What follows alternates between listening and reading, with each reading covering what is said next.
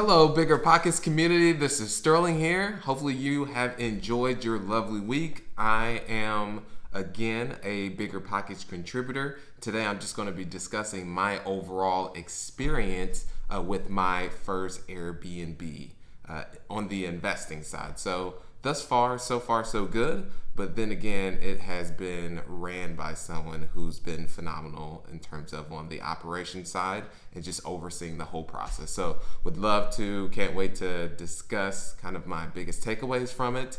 And again, for those of you who are on here, I'm going to be doing some giveaways as always.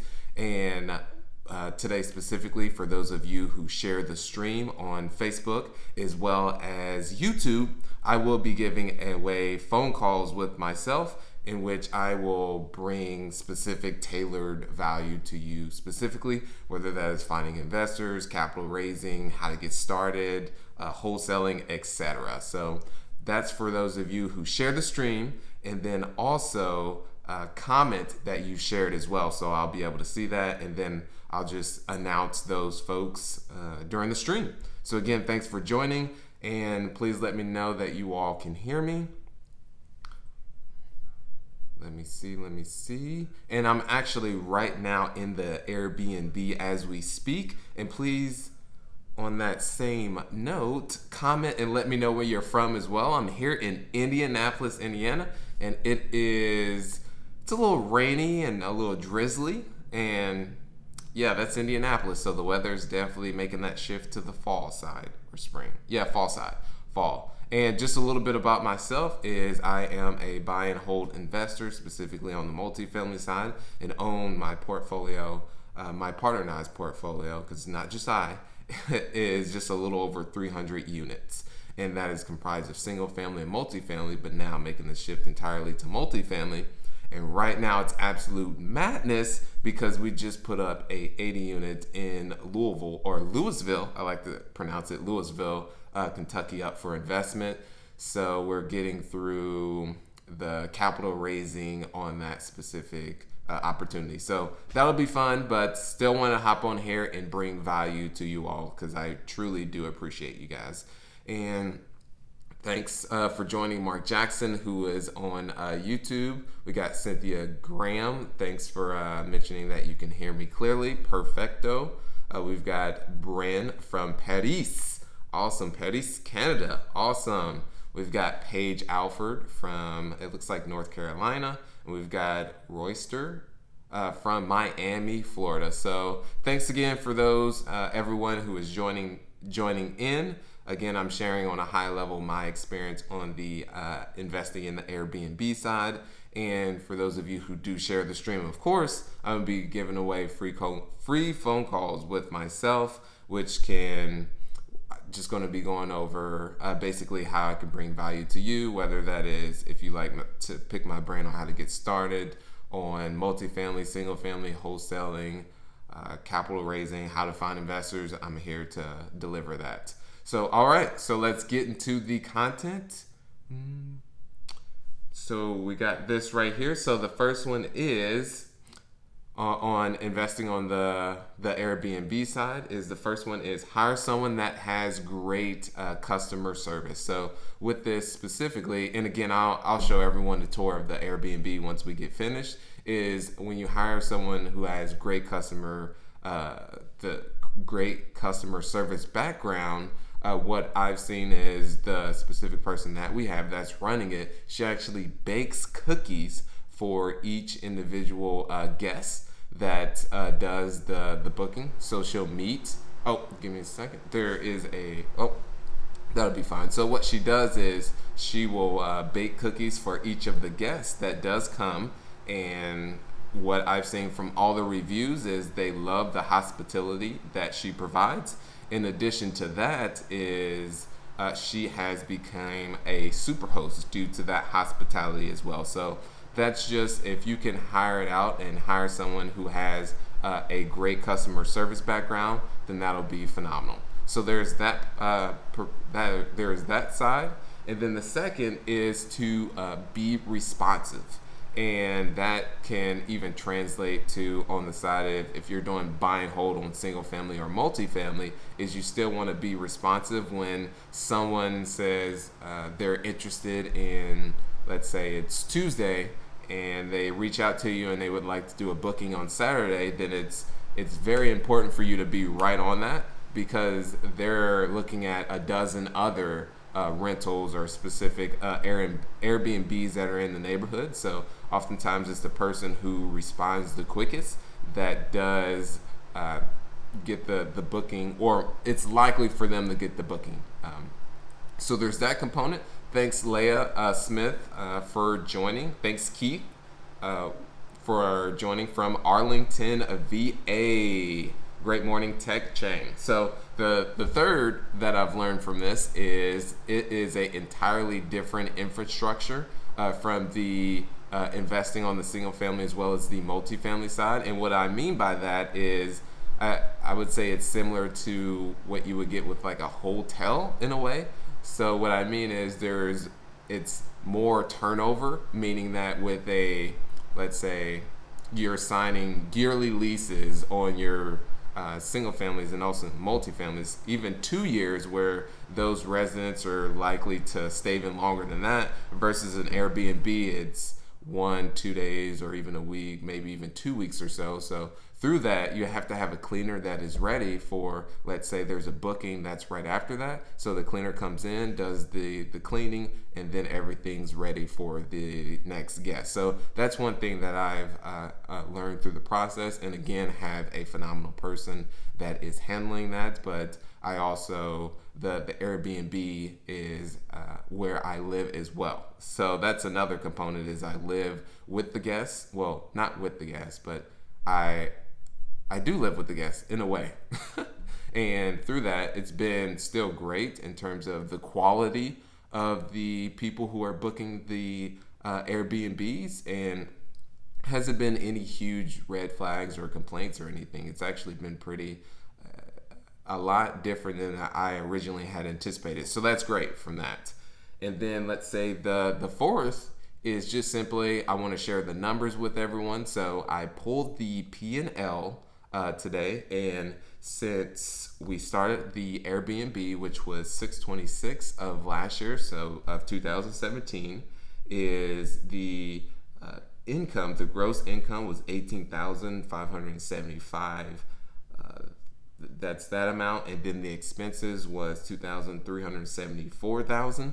But I believe I'm confident that a lot of those expenses that the person we do have that's overseeing the whole process, that does the cookie baking, etc., has not put their specific time in there. So those expenses will be a little bit more up. But thus far, it's since starting this, we've made just a little over 16,000, give or take. So that's a little bit in terms of on the number side. And also the last component is we put just a little over 10,000 in terms of the renovation. So have already made our money back thus far from that process. So that's kind of on a high level, the whole experience. It's been great thus far, but it's been completely hands off for myself as an operator, and then also living with the guests that check in was totally, what was not specifically totally, but a completely different from what I anticipated. It tends to be a millennial demographic is what I see, and a younger. So you'll get some millennials and some Generation X, but not so much the what's that older generation? Baby boomers. We don't see. I haven't seen so much baby boomers. We have got some here and there, and it's been mostly travelers. And also going back to the being responsive is, I would say, during the summer times, it's been people tend to book out further, so weeks in advance, versus around this time, the winter months, people tend to book a lot closer in terms of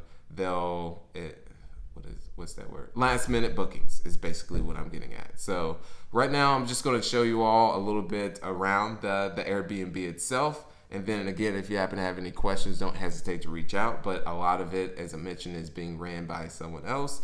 And whatever questions, I'll be sure to circle back and provide that value to you on that. And let me see if there's any questions that came in here. He said all about to be lit. All right, how do you... So there's a question here that says, how do you start real estate investing when you don't have much capital and debt? So I've mentioned this before, how I got started on the investing side was I was 23 years old, and this was 5 years ago. And through that, I actually found someone who was looking to invest in single family homes and diversify for multifamily, but they didn't have the time to be able to find the deals. Myself, I didn't have the capital, or I was in debt myself. I actually had negative cash in the bank because I over withdrew it. And through that, I basically solved that person's problem. They solved my problem. So I found a deal, they had the money, and we partnered together. So that's one route that you can take that I took as well, and then it just basically snowballed from there. So it's all about solving problems ultimately. What's your opinion on subleasing? I have not subleased, so I do not have a specific insight on that. So Mark says, how can I get a personal phone call from you, brother? Just go ahead and reach out to me. So go ahead and reach out to me on BiggerPockets.com.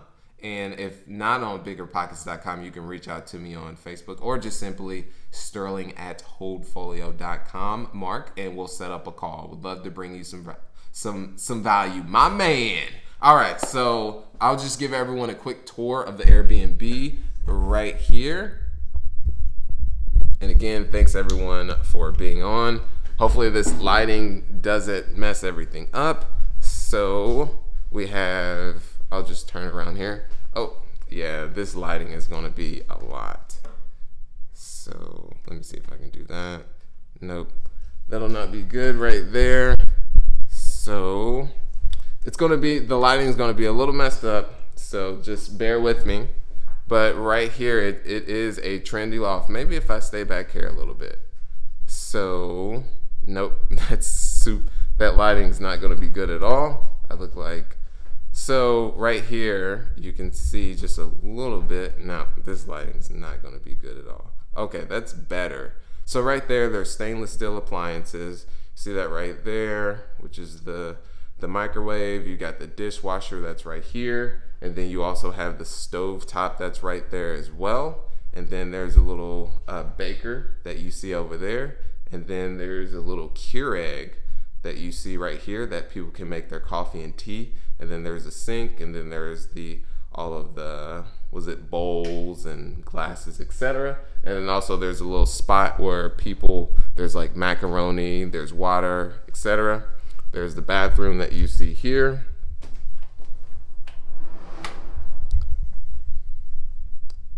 So there's that component.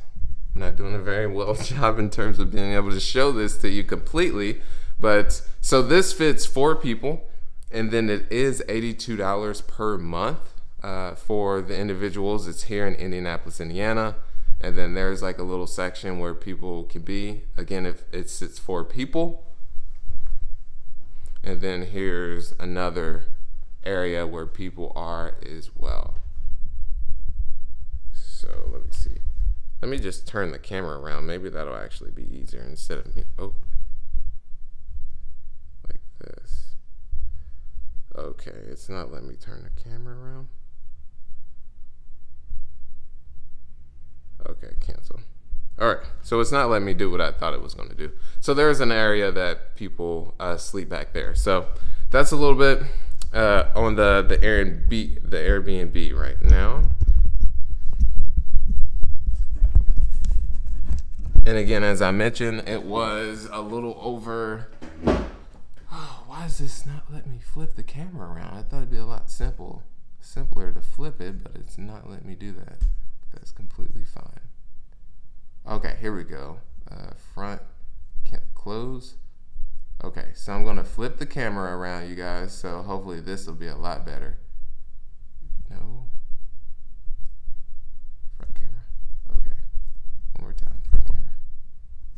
Okay, nope, it's not letting me do it. All right, that's completely fine. Thanks for your patience on that. So, yes, I said 80. I meant $82 per night.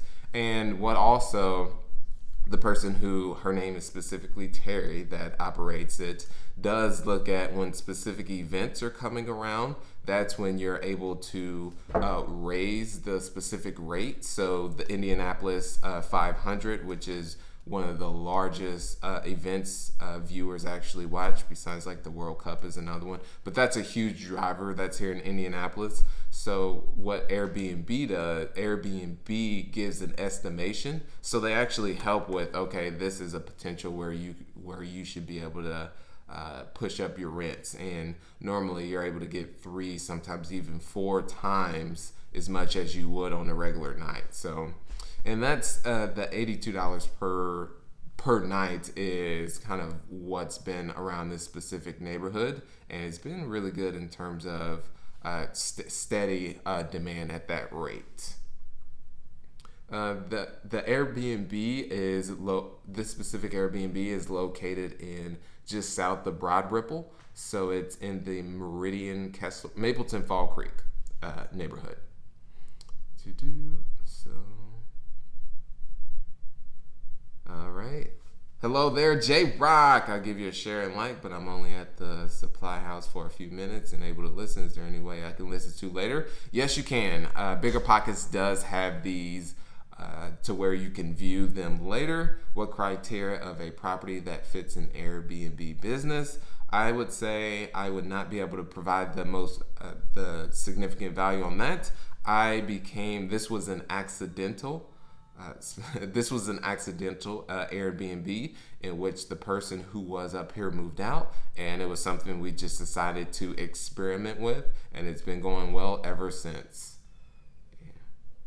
And it is $82 for the whole space. And again, that is, it does fit 4 individuals, but what I've seen, it's normally 2 to 3 people who do book it. So they do whatever on their end in terms of splitting that cost.